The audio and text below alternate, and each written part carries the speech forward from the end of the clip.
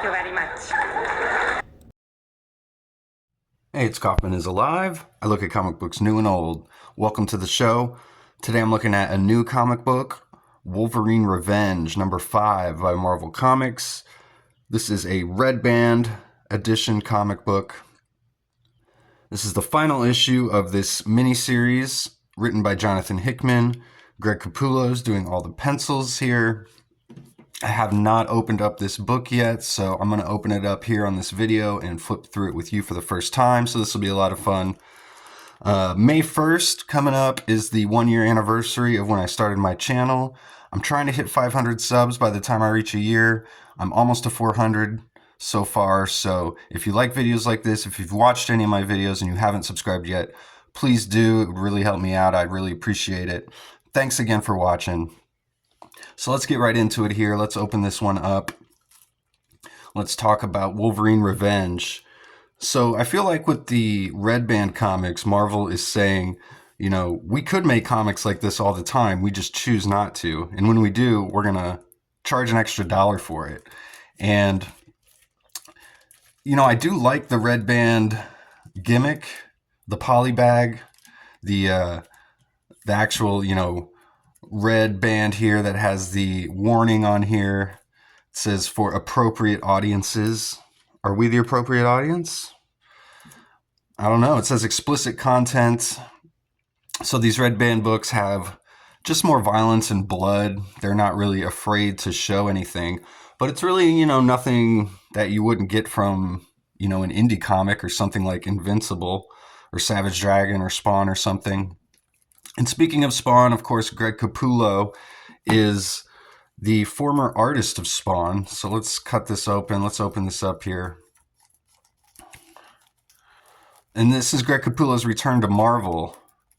Now, he's kind of synonymous with the Image guys, the original founders of Image, because of his work on Spawn. But I first recognized his work back in X-Force way before that. So kind of cool to see him returning to the X-Men universe here. I have reviewed every other issue of this series as well. I've got all the other Red Bands here, so go check out my videos of that. One thing I've noticed here, though, with most of these covers, is it seems like Capullo is drawing the cover with a big logo in mind here at the top, because there's all this blank space on every single cover, but Marvel chose to go with this very small rectangular logo that's just in the corner there.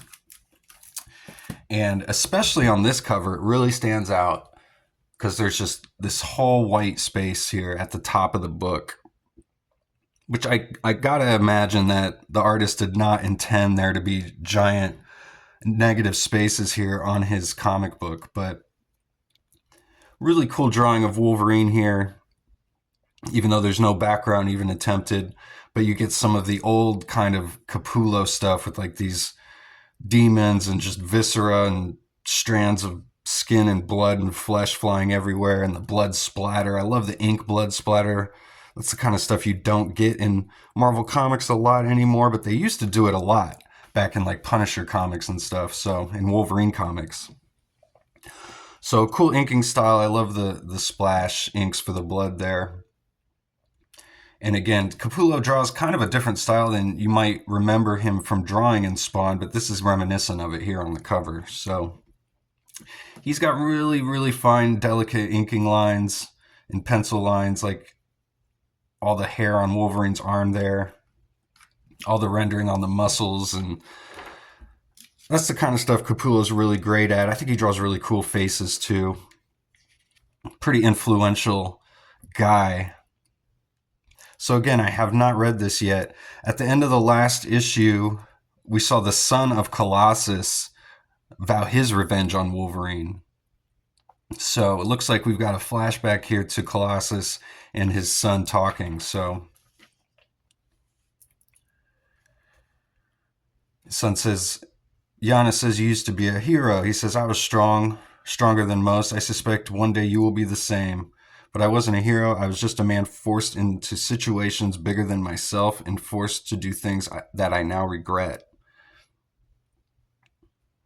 He's saying they've got a better life now. And his son says, Dad, just so you know, you're my hero. And then we see him at the gravesite here. Of course, they got the X on the grave, as I guess every X-Man has to do now. But we've got Sabretooth kind of running the game here, and he's going to be sending the Son of Colossus after Wolverine. He says Wolverine won't be surprised to see you coming. So the problem with this book, I feel like, has been that it doesn't take place in continuity. It kind of started at a point back in the 90s. They kind of said, oh, this is when Magneto sends off the giant EMP, like post-Fatal Attractions. But then this comic goes off into a whole other storyline, a whole other timeline that seems to have nothing to do with the main 616 Marvel universe, which, like I said, is a problem because I feel like if comics don't exist within continuity, they don't seem to matter as much, no matter how good the story might be. There are a few comics that do overcome that, and then they kind of become the status quo. Like you get a comic like The Dark Knight Returns from Batman, and it doesn't really take place in main Batman continuity when it comes out, but it becomes so influential that parts of it start being implemented into the continuity. So maybe that's what they were trying to do here with this. But I don't know. At the beginning, we had Wolverine tangling with the Brotherhood of Evil Mutants, which included Sabretooth. He's kind of the last vestiges of that team. And Mastermind was the leader of that team. And of course, he can create illusions and mess with people's minds.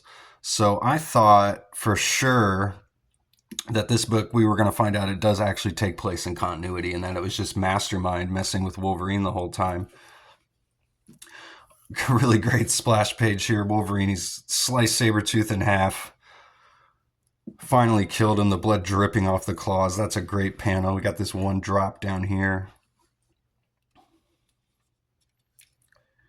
Wolverine says, I don't feel nothing but the same anger burning in my heart.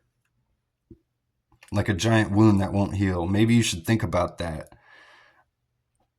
The Son of Colossus says, think about it. It's all I think about every single day since you killed my father, who was your friend.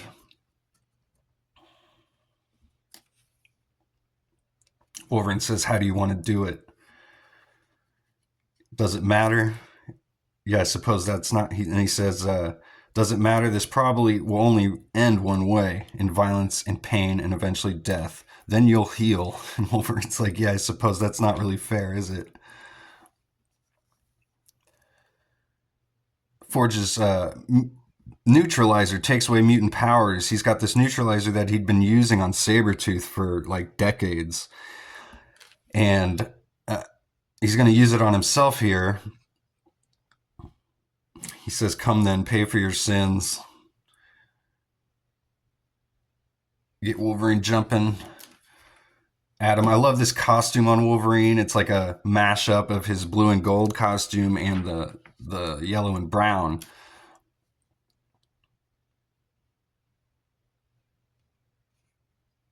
So Wolverine jumps at him and he opens up this giant pit. Wolverine falls right into it like a sulfur pit.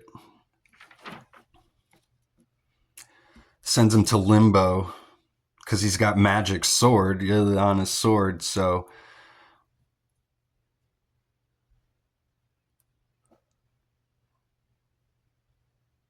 he says, the sword was forged here in this terrible place that I hate almost as much as I hate you. It's fitting, as you deserve each other.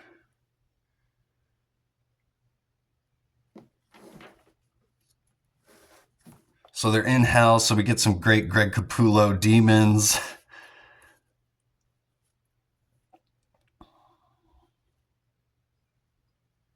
Even some necroplasm here as he throws a demon into his face, and he's got the green blood that you might see in Spawn. He says, he looks at he sees Colossus in his son's face here, and Colossus is saying, how did it come to this? Wolverine says, I don't know, Petey, it just did. But then he gets whacked in the head by the butt of the sword there. Wolverine says, go on, do it. You're right to, and I deserve it. And he stabs him right in the heart with the sword. Oh, man. The splash pages in this issue particularly are really awesome.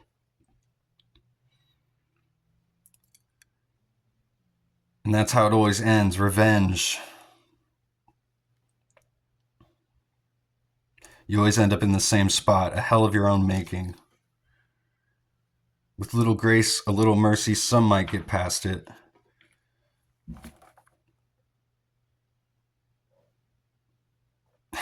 But this is Wolverine narrating, actually, as we find out here. He says, but for me, it's just never gonna happen. Okay, you caught me, I confess. I messed with Forge's neutralizer, so no, I never lost my powers, but hopefully the kid will believe it and move on and heal in a way that I can't and never will.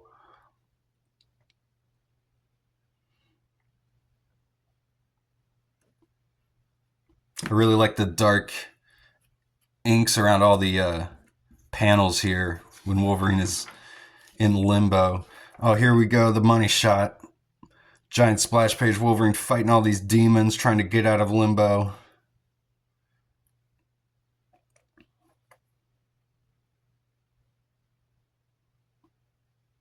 He says, revenge led me here, and my nature made sure of it, down a path I was never getting out of.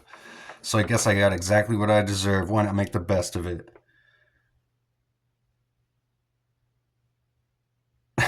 So he goes to like the throne of hell here, I guess. He says, bad news, pal, you're in my seat. And that's how it ends. So we never found out if this was, really in continuity or not. Just a fun comic book. Just the writers and artists doing whatever they want and with no restrictions, not bound by any laws of continuity or timelines or anything, and just having fun with these characters. So I've seen some very divisive opinions on this book for sure. Some people I've seen online didn't like it at all because of the reasons I mentioned.